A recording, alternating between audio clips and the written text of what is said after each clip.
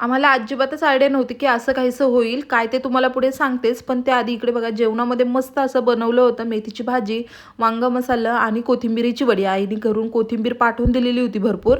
मग म्हटलं की आता खराब होण्यापेक्षा कोथिंबिरीच्या वड्या करून घ्याव्या. आणि वेदूची खूप दिवस झालं इच्छा झालेली होती की मम्मा तीळ टाकून वडी कर ना. म्हणून मी तिला मस्त असं वड्या बनवलेल्या होत्या.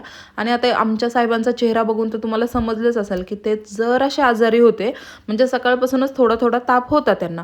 आणि इकडे वेदूला असं झालं होतं की मी गरम गरम वडी कधी खाईल. आणि तिच्या तोंडाला एवढं भाजलं म्हणून तिचं असं चाललेलं की एक्सप्रेशन देऊ की नको देऊ. मस्त जेठालालचे विनोद पाहत पाहत आम्ही जेवण एन्जॉय केलं.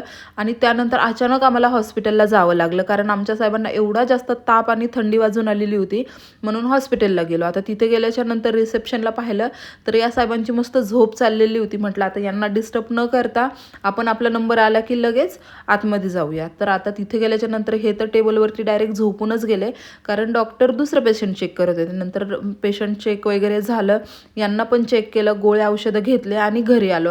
आता घरी येताना पण यांना एवढी जास्त थंडी वाजत होती, कारण मला वाटतं 12:30-1चा टाईम झाले होता. आणि हे हॉस्पिटल फक्त रात्रीच चालू असतं. आता घरी येऊन बघते तर वेदू मस्त अशी झोपलेली होती. आता डॉक्टरांनी एवढ्या विचार करून ह्या गोळ्या औषधं त्यांना दिलेले असतील. आता गोळ्या औषधं खायला तर यांना बसवलं. पण इकडे यांचं काय चाललेलं होतं की प्रत्येक गोळीचं जे आहे ना ते मोबाईलवरती गुगलवरती सर्च करायचं, त्याची माहिती घ्यायची. आता डॉक्टरांनी विचार करूनच दिलं आहे, पण तरी पण नाही, आमच्या साहेबांना सगळं सर्च करायचं आणि त्यानंतरच त्या गोळ्या खायच्या, असं काहीसं होतं. चला आपण भेटूया नेक्स्ट ब्लॉगमध्ये. तोपर्यंत बाय. आणि चॅनलला नक्की सबस्क्राईब